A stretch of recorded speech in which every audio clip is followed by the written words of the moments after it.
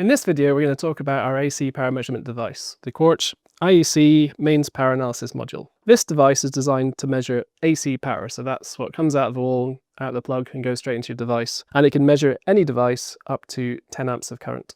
So we'll plug it in and we'll get started. Here I've got my mains power lead, a very common connector which goes into the front, and then I can simply plug in my devices into the back. Now here I'm running a PC and a monitor, so I will plug them into my two ports here. Power up my device, plug it in on USB, although we can also use Ethernet, and we're ready to go. I'm going to look at the power up of this device, so I'm going to run my test software on an external laptop, but we can also run it on the device under test as well. Right, so I'm going to start up Quarch Power Studio, and I've got a list of devices here. This laptop is on our network, which means there are many Ethernet devices in the building which it's talking to, but I can see in the list here that the mains PAM is here. We can start recording. And what I'm seeing here are, we have three outputs on our device, L1, L2, L3, and I can clearly see them split out in our software here. So we can see the voltages, both instantaneous and RMS.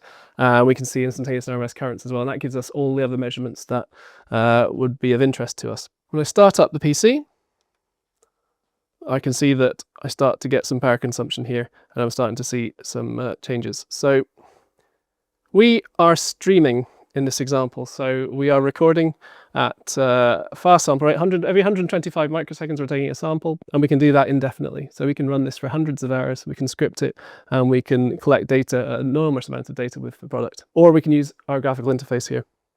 And whilst we can see a very long range, we can also zoom in very tightly. So what I can do is I can double click on my timeline, and I can start to zoom in on a single cycle, mains cycle, that's the voltage going up and down, and see the current consumption of the device. In switching power supplies in modern electronics, consumption is not very constant. Current is not constant within it, and that gives rise to things like harmonic distortion of the power supply. So it's important to be able to measure that, and we can do that. We can look right into a single cycle and find out when the FETs are turning on, which is causing spikes in the current, and whether we may have some problems in the bigger system. We've set up this example with a PC, but this could be any device. So this could be a phone charger, it could be a domestic EV charger, it could be a dishwasher. It doesn't really matter. What's important is that we can capture it very safely. There's no clamps and probes, no bare wires, and we can record a lot of data and use that for an automation and analysis.